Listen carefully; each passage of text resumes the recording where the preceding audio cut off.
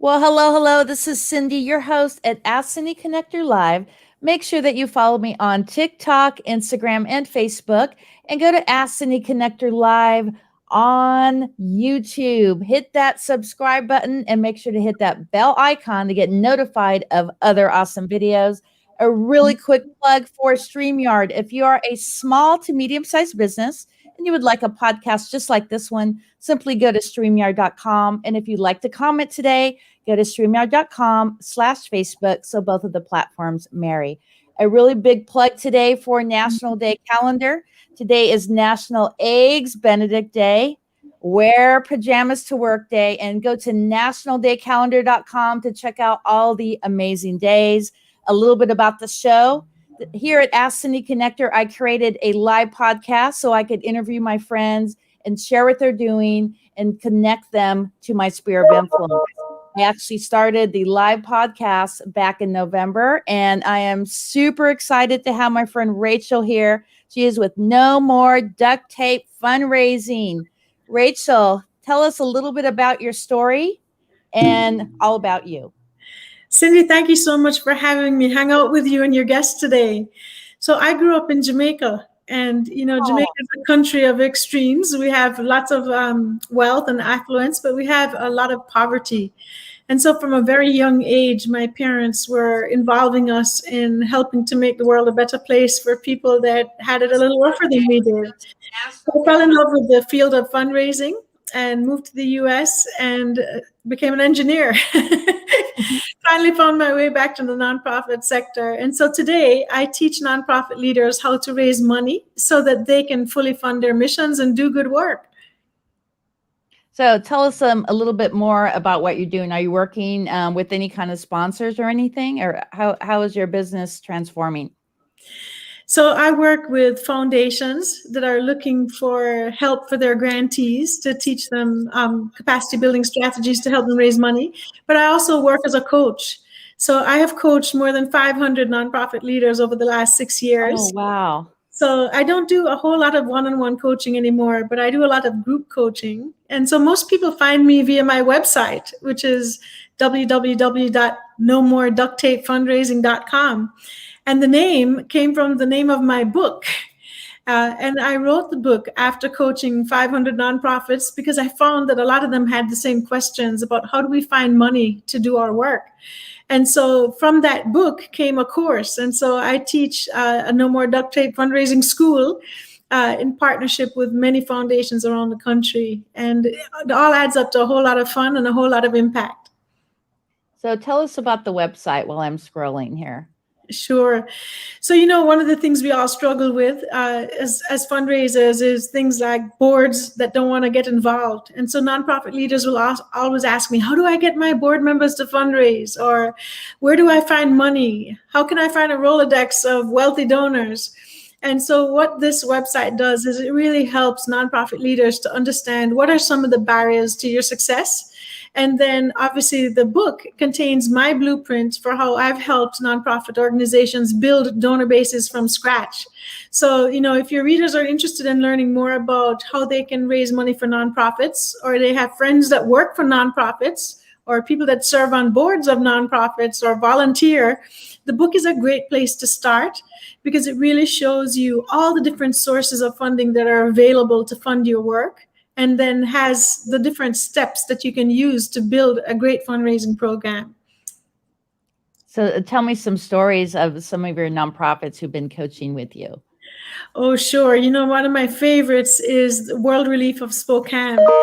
And they had a virtual event last year because they previously had a gala event that 600 people would go to. And they said, Rachel, how are we going to do this? I said, we're going to make it virtual. And so I guided them through the process of creating both an online and offline event. So they partnered with local restaurants to deliver meals to VIP donors. And then they brought everybody together online and had actual refugee stories and just a really enjoyable evening. But I also work with much smaller organizations. So I'm working, for example, with the NAACP in Collier County, where they're doing a Books Over Bars campaign so that they can raise money to fund literacy programs for underserved youth, because it's cheaper to help a child learn than it is to incarcerate an adult later on, right? Amazing. So what other stories do you have to share? We have about 15 minutes left on the show. Sure. I think one of the stories I'd love to share is the one that taught me the most and helped me fall in love with the profession. As I mentioned, I grew up in Jamaica, and my dad was the chairman of the Lions Club. And so every year we used to raise money to pay for cataract surgery for people that were experiencing blindness due to cataracts. And so they would raffle a Mercedes Benz as part of the fundraiser. So for about 6 months out of every year, every Saturday, my dad would get in his pickup truck, load up a bunch of us kids, pick up the Mercedes Benz from the dealer, and drive it to the busiest plaza where everybody was hanging out doing their shopping. And we were really a competitive bunch, so we would fan out across the plazas and see who could sell the most tickets or raise the most money. And so one day I positioned myself in my usual spot outside the luxury department store, and a beggar decided to come and stay right there at the same entrance. And he put a real dent in my business because people were giving him money instead of giving it to me, Oh, my. And at 12 years old, I wasn't so impressed that he had put a dent in my business, but somehow I managed to keep my mouth shut. And then at the end of the day, my dad came to get me to say, hey, it's time to go home. And just by instinct, I looked at this beggar and I said, would you like to make a donation to help someone who's blind? And my dad was absolutely horrified. He says, how can you beg a beggar? Come on, let's get out of here. He was just waiting for the ground to open him up and swallow him up. Oh, and my. To our surprise, the beggar dropped some coins in the can. And apart from the joy of proving my father wrong, I think that incident had a real profound impact on my life, because so many people are afraid of fundraising because they don't like to ask people for money and they're afraid of rejection. But that beggar taught me so many lessons that I still use today. And I will share 3 with you. If you want to be successful in raising money, you got to show up. He showed up. He wasn't afraid of how he looked, how he dressed, how people would judge him. He showed up and he engaged people. The second thing was he didn't make judgments about people. Like, I can't ask so-and-so because I don't think they'll be able to afford it. Or I can't ask so-and-so because I don't think they'll be interested. He asked everybody because he understood something really important, that it's a numbers game. The more people you ask, the more yeses you're going to get, right? Exactly. And not everybody's going to be in your tribe. A no just means, okay, no problem, move on to the next.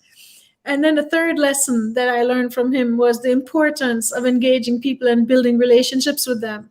So when somebody dropped money in his cup, he immediately shared a story about how their generosity was going to change life for his kids. Oh, I'm going to be able to feed my kids tonight, or I'm going to be able to send them to school. Thank you so much. God bless you. And that inevitably sparked conversations where people would say, well, how old are your kids? And so they got to know him as a person. And so that's why he was such a successful beggar. And so if you want, I tell my clients, you got to show up, you can't make assumptions, and you got to be grateful. And that's really the secret to good fundraising. So what kind of nonprofits do you work with? Well, I work with small nonprofits. I like to call them the tiny giants.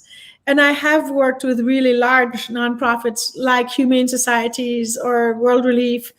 But my preference is really for the small ones, the grassroots organizations, for a few reasons. First, they tend to be the nonprofits that are doing the work in the most vulnerable communities. They tend to be underfunded. And then they also tend to be led by people of color who are very underrepresented in the field of philanthropy. And so when I can work with those groups and raise up and help build what they're doing, it just feels really good to me. It feels like I'm doing something at a systems level, which is not to say that I can't hang with the larger organizations and help them. That just happens to be my first love. And are you working with organizations, let's say on the West Coast? I do, actually. I coach a group called Rosie's Foundation in LA. And they're a fantastic nonprofit. They work with people with diverse abilities. And so they started out a few years ago teaching people with diverse abilities how to do basic customer service skills, and so they could work in the food industry. and helping them to get food handlers permits so they could get an entry-level job. With COVID, things have switched up a bit, but they've now branched out, and they actually are not only working to help train workers, but they're working with companies to teach them how to build inclusive workforces that value diversity. So that's one big organization that I work with out there. And then I work with a couple of foundations out there as well.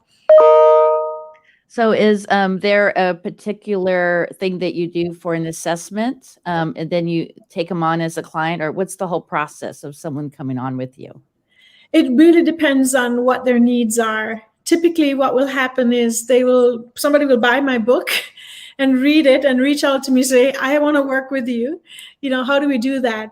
Most people will go through what I call No More Duct Tape Fundraising School, which is a training program that I offer that teaches nonprofit leaders the systems that I used and also gives them the templates so that they can implement right away.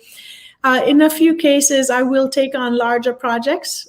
So for example, I've done everything from strategic planning to interim director turnarounds, but my real love is on the training side, because I find that if you can teach a nonprofit leader as well as some of their junior staff, volunteers, and board so that it becomes a team sport, they're much more likely to be successful.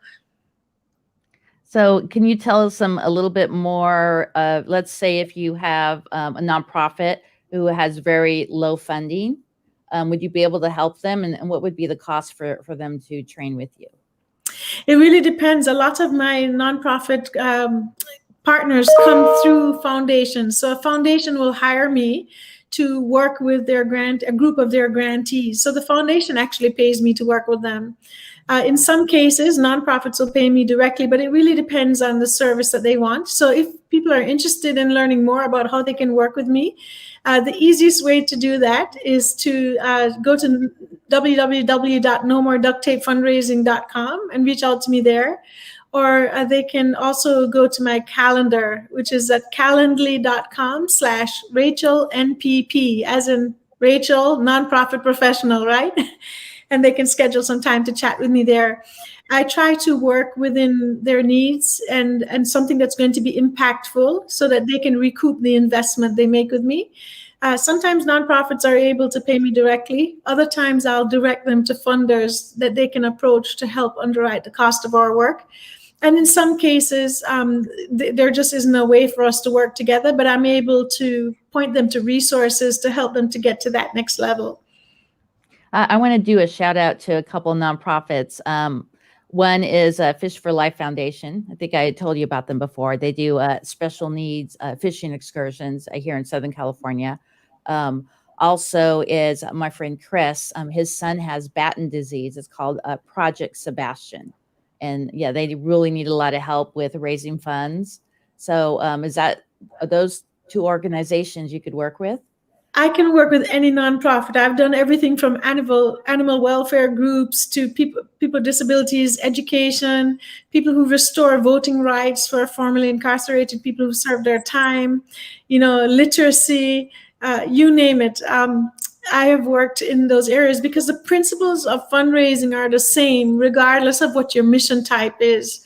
What tends to vary is the size of the team that you have to do the work, and then the size of the donor base. So the real skill is being able to make an assessment of where each nonprofit is at and figure out what is the next level they can get to with the resources they have, and then help them plot a course to do that.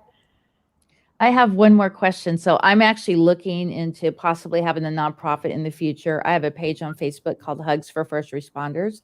What would be the whole breakdown of from starting the nonprofit to getting the board of directors? Like, what do you need to do as a new nonprofit? Well, I think the first thing you need to do is do a market search to see what other nonprofits are out there that serve the same population that you serve. Because many times there are existing nonprofits that don't do the particular function or service that you do that would be very interested in offering that service if they had a way to do it. And in that case, you can partner with them, and then you don't have to go through the expense or the administrative overhead of setting up your own nonprofit. So there are lots of benefits to collaborating that way. If you did your market research and you figured out that that wasn't the right option for you, then obviously you have to register your company. And then you'll have to apply for the 501c3 designation with the IRS. You might also have to register in your state as a solicitor of charitable contributions. And in that process, that's where you recruit your board of directors. Most people look to their family members to be board members when they first start. But that creates a lot of complexity because of conflicts of interest, and it can make it really difficult to get your 501c3 approved by the IRS. So what I would recommend you do is find, 5 or 6 people that are not related to you, that each bring a skill to the table, whether it's PR or legal or accounting, and make that your board, and then go from there as you register. And then once you start, you have to be able to deliver programs and speak to them before you can raise money, so you keep track of your outcomes. And so you might do a simple event for Hugs for First Responders, and maybe it's just something like distributing teddy bears or something to people that have PTSD because of what they've been through. Document it, tell those stories, and that's really how you get started. And so I probably would contact the local police association. That would probably be a good start, or sheriffs. Yes, absolutely. Yeah. Sheriff's associations, police associations. You can even check the psychology association because many of the first responders are receiving medical care through psychologists to deal with traumatic or post-traumatic. There also tend to be fraternal organizations where people volunteer. And I wouldn't underestimate, just going to your local fire department or police department, talking to the chief and saying, hey, what do you all need that you aren't getting in the community? How could we better support you? Because they'll tell you. And that way, the services that you're looking to offer are relevant and needed. Oh, thank you so much. I appreciate that. Wow. And so we have maybe about 2 minutes left on the show. Is there anything else you want to talk about? Or is there any kind of company you want to plug who's been a part of your journey? Well, I just want to thank all the people out there that are trying to do good in their corner of the world. Many of us look at the complex problems and challenges that our communities are dealing with, and we think, wow, that problem is too big for me to solve. So we do nothing. And yet there's a small slice of us, people like me and you, that see a need and say, I could totally fix that, or I could make a difference and improve that. And so it's not an easy road to start a nonprofit or run a nonprofit or raise money. But when you're persistent, you have the satisfaction of knowing that you're going to meet wonderful, big-hearted people, and you're going to be able to make a difference. So I hope that all of you will continue doing good in the world. Don't get discouraged when it feels like you're not making progress or you face a setback. And do let me know what you're doing. Reach out to me at nomoreducttapefundraising.com. I'd love to hear about your questions and the good that you're doing. Do you happen to have a Facebook group? I do have one. It's just for the people that are in my program right now. But I do have a free tool that your listeners might be interested in. One of the challenges nonprofits face is too much to do and too little time, right? Mm-hmm. And so in fundraising, it's just like in most other businesses, 20% of your donors give you 80% of your money. So if you know who they are and you can prioritize building relationships with those donors, that's where you're going to get the most bang for your buck. So I have a little tool. It's called Who Are My VIPs? And if you would like to get it and download it for free, you're welcome to do that. You can go to myvipdonors.com. And the tool is right there. You'll be able to download it for yourself and figure out who are the people that are in your network that you should be approaching and cultivating, who can make the biggest impact. Well, after the show, if you could go back to the broadcast and post all those links. I mean, we have it in the description, but also put it in the chat.